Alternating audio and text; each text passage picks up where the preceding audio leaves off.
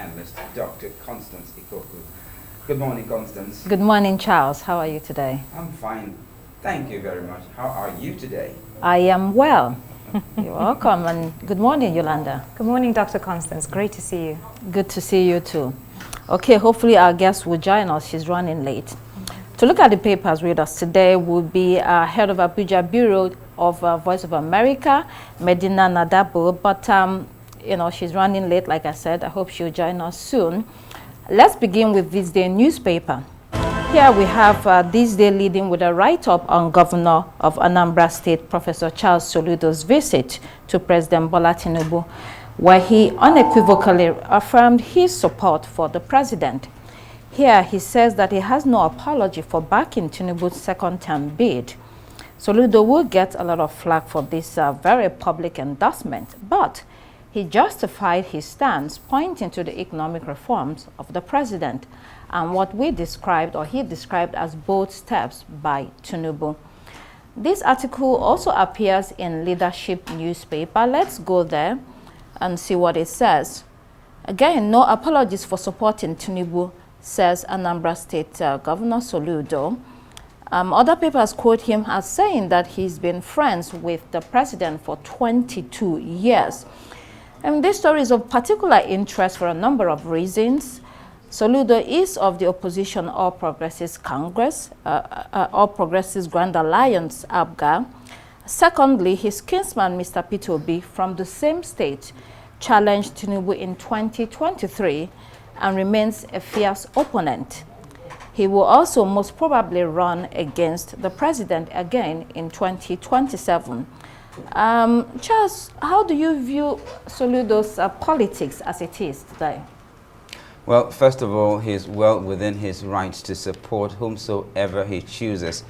Apparently, since his own party does not seem to have a presidential candidate at the moment, well, he also said the president has been his friend for over 22 years. But what I find really curious is that I am not sure they've ever been in the same political party at any time. I know Soludo used to be part of the People's Democratic Party, and then he moved to APGA before becoming the governor of Anambra State. So it's also quite curious that he is coming out to say he has no apologies for supporting President Tinubu's presidential bid.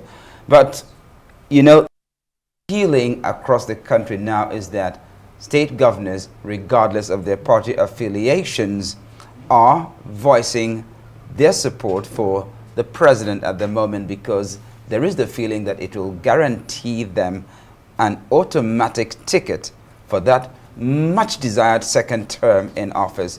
And it appears as if that might just be the game plan for Professor Soludo. But well, he said he should support his friends, but one would think that blood is thicker than water. I mean, his own kinsman is a presidential hopeful, but if he chooses to support his friend against his kinsman, then it's a different ball game as far as politics is concerned. After all, there is no brother in the jungle, like they say. Right. I mean, it is not new. Other parties also support a presidential candidate of the ruling party if they think they do not have what it takes to launch, you know, have their own candidate. The former governor of Anambra State also did that, but it wasn't this public. But all your points are taken. Let's look at another story in this day. Here we have EFCC. We target corruption in both ruling and opposition parties. The ADC has a different view, though, calling it a media trial. Let's also pull up New Telegraph with a related piece. There, criminally smart politicians now declaring assets before acquiring them. Oluko Yede, that's the EFCC boss. And to Daily Sun also, EFCC there tells us that it is investigating many governors, says corruption has no party lines. The new tactic to evade anti-corruption scrutiny is that politicians now declare assets in anticipation of looting when they get into office. The chairman of the Economic and Financial Crimes Commission described, how a public officer declared a multi-billion-dollar property before it was built. The individual in question had also registered the property in the land registry before owning it. And as for the allegation by the African Democratic Congress that it is partisan in arresting allegedly corrupt ex-governors, the EFCC said such claims are diversionary, adding that fraud is fraud. Exactly, fraud is fraud indeed, and declaring assets prior to embezzlement is a new one. The fact that this is detected also shows the depth of investigations by the EFCC. Doesn't it here, Yolanda? A lot of work for them to do here. Absolutely a lot of work. And it's quite surprising when I read the headline of this story. I even had to ask Charles and say, am I really, is this really what this is saying? How do they declare their assets before they even attain them? So that was really quite shocking to see. But, you know, we also have to look at whether this is transparency or, you know, a form of kind of manipulating the view of the public and, you know, the perception. Because, I mean, where are the facts? Let's give us accurate information, give us details on this. Don't just throw something, such a huge allegation into the wild like that and leave us to our own imaginations. Give us the information to back it up. Well, he mentioned a particular case actually of this individual that he said registered his property even before he owned it. But it also shows you how politicians or even public officers, be they civil servants, try to shortchange the system and find ways around it in order to get what they want. Well, they should also have a mechanism in place now to start verifying whatever assets that have been declared. But I actually thought that was actually part of the process anyway. You declare assets and they get verified. So how come that one slipped under the radar, declaring what was not there? Now, that's something to be, that's some food for thought, I think. Yeah, definitely. So Medina Nadabo, who is head of Abuja Bureau of Voice of America, has joined us now to review the papers. Let's move on to Vanguard newspaper. Ibom Air fracas, comfort begins life at Kirikiri. NBA waits in, condemns live ban on passenger, pledges legal support. Obi questions due process in lifetime ban. There's also a fresh angle from This Day newspaper, if we can pull that up so we can look at it. In This Day above the mast, it says, Senate vows tough sanctions as aviation crisis escalate, begins full investigation. While the Senate and the Inspector General of Police weighed in by setting in motion investigations, that Ibom Air accident, as we can see, has triggered more reactions from the general public. As more information is revealed, there is a focus on the harsh treatment of the passenger as well as that lifetime ban. There's also conversations around how to handle future incidents. The Nigerian Bar Association has promised support to passenger Comfort Emanson. She does need that help, doesn't she, in the light of all that went down? And the fact that she's already in maximum prison, Medina. Your thought on this? Honestly, I'm not really happy about what happened. And for Comfort to be in Kirikiri, I think it's they are vitiating her rights. That's what I think. Passengers should also have rights, okay? And if anything like that should happen, I think she should possibly be under police surveillance first before taken to Kirikiri. Kirikiri is a maximum correctional center because you committed some kind of fracas in an aircraft and then suddenly you found yourself in Kirikiri. It takes a lot, honestly, and I think that is not a good image for Nigeria anyway, because despite the fact that she might have done something wrong, I expect that before taking her to Kirikiri, she must consult her lawyers first so that they could talk on her behalf. And then if they possibly found her very guilty enough to take her to Kirikiri, then they could do that by explaining to the public why they are taking her to Kirikiri. That's what I think. Yeah. So in this Day report, it tells us that over 4,000 complaints were lodged by air travelers in 2024 alone. You know, the problems. On such fracas? Sorry? On such fracas? Like the one that happened to Comfort? No, several issues ranging from lost baggages, you know, the conduct of the flight crew, and scheduled flights that are being cancelled without any compensation, a lot of things. You know, so these are issues that are coming up, and that's why the Senate actually says there needs to be a thorough investigation so that the entire aviation sector will get immediate attention, because like you said, Nadabu, this is not Medina, this is not good for the image of the country. Certainly. Yeah. Anyway, let's see the Guardian newspaper.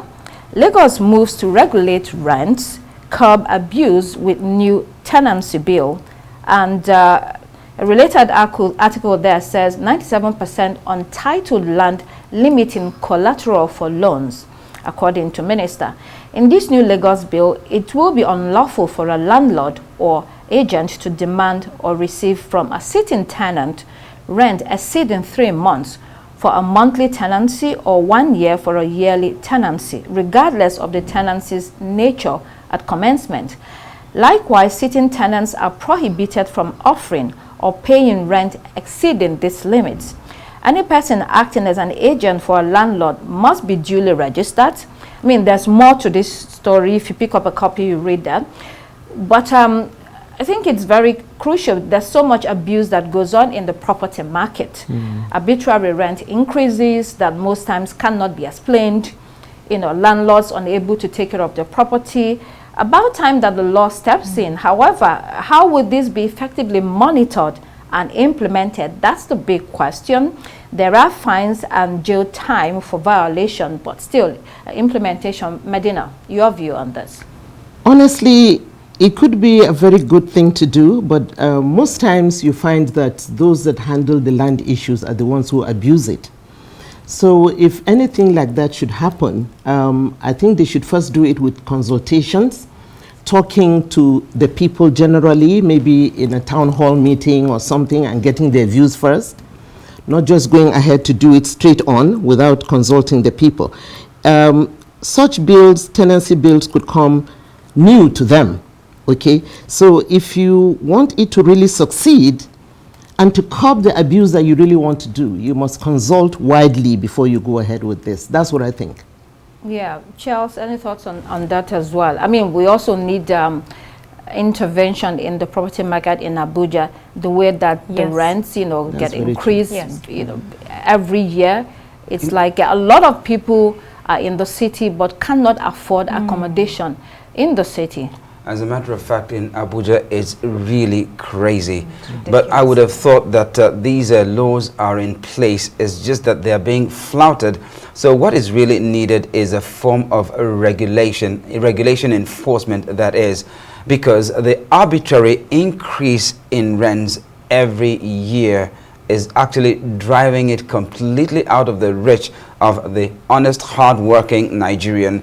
Because, I mean, in some of these areas, particularly in the central areas, I mean, it is very, very difficult for someone on an income, that is, if you're not having multiple streams of income that is quite handsome, it's not very possible for you to afford rent in the central areas of Abuja. You'd have to move further away from the center in order to be able to find something close to decent enough. And that's because the arbitrary increase in rents. But then, I mean, there is also a solution to that anyway. Those estates that are just lying there unoccupied, if government moves to actually take ownership of those houses and make them available for rent, then I am very sure that will be a step towards a solution as well. I doubt if that is enough, but there are lots of those estates, Dr. Constance, lots of them. To be fair, you know, landlords also complain that the cost of construction has gone up. You know, it's astronomical. Within the past 3 years, it's like more than tripled. So there is that argument there. At the same time, even before we got to this stage, the arbitrary increases have been happening in the country. So it's something definitely we'll have to look into. Let's see another paper, the Daily Times this morning. Jailbreak, 16 inmates flee Kefi prison, 5 others injured, and court gives FG deadline to conclude Dasuki's 10 years prosecution. We also have IGP deploys 2 armored vehicles to Kebbi. And then to the Daily Independent this morning. The Daily Independent here. Nigeria's agricultural exports hit record high fueled by weak naira. Experts urge export competitiveness, domestic productivity enhancement. FG to revive abandoned rural telephony project with $3 billion. Then ADC, EFCC trade words over investigation of opposition members. Medina, we didn't have you here when we took this story. Do you want to comment quickly on it concerning the EFCC picking up opposition politicians for corruption cases? Well, you know, with the kind of politics we play in Nigeria, you find strange things happening every day.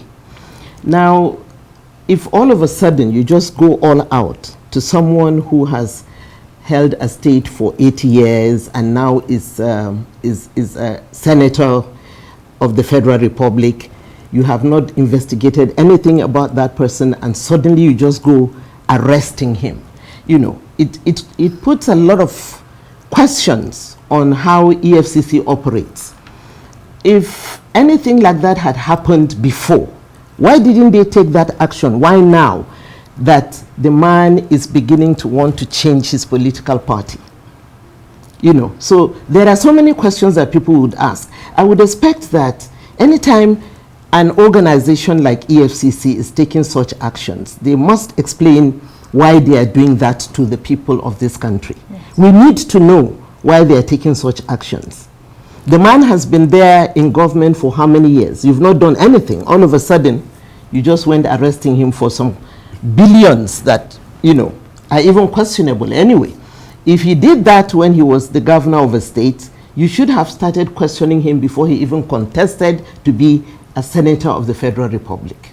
I mean, some of these cases have been on, though, like the one of Mr. Tambuwal, who was the former governor of Sokoto State. He had that EFCC case over the years. Not sure what happened to it. So it is being reopened now. So the argument for the ADC is that why do you want to reopen it now that he has moved to an opposition party? So yes, a lot of politicking going on there, but the EFCC also says that fraud is fraud. If you have a case to answer, then you have to answer to that case. If you're found guilty, then you have to, you know, dance to the tune of the law. Let's look at the international headlines. Daily Graphic, President unveils support fund for Friday. The dependents of 8 patriots to benefit. These are the men that died in a helicopter crash last week in Ghana. Then the Citizen newspaper, will mayor go to jail? CTF fails to carry out required changes despite having 80 million rand budget. That failure to execute a court order to upgrade to Shwani fresh produce market within 60 days is being seen as a contempt of court, and it will land the mayor Nasifi Moya in trouble. We're hearing from this report. Moving on to the Guardian newspaper, UK citizens are being hit with tax left, right and center. And the debate here is over the balancing of the budget. The latest culprit, inheritance tax. Treasury targets this type of tax rises to plug growing UK deficit. Officials have been tasked with examining whether tightening rules on gifting money and assets could help to close that budget gap. Yolanda, your thoughts on this? This is definitely going to impact the economic behavior of people. You're going to see a reduction in the inheritances that are left in money that is gifted to people. You're definitely going to see that if this type of bill actually, you know, flies. And it's quite sad, but at the same time, the world is changing in so many ways. We're seeing so many advancements, and England is currently trying to keep its head above water. They're trying to gain as much, you know, money through taxes as they possibly can to rescue the economy at the moment. So as much as this is quite a jarring story, it comes as no surprise that they would get to this sort of behavior. Yeah, more taxes coming for the UK citizens. The independent newspaper, the boats are still coming even after that deal with the French government. There was a deal between the French and the UK government. Here the headline screams abject failure. As smuggling arrests fall under labor. In one day, 50,000 and dozens more attempt to reach Britain by sea, revealing the struggle by Labour to get a hang of this. Medina, do you want to jump in here to assess the situation? Well, to me, what do they mean by fall under Labour?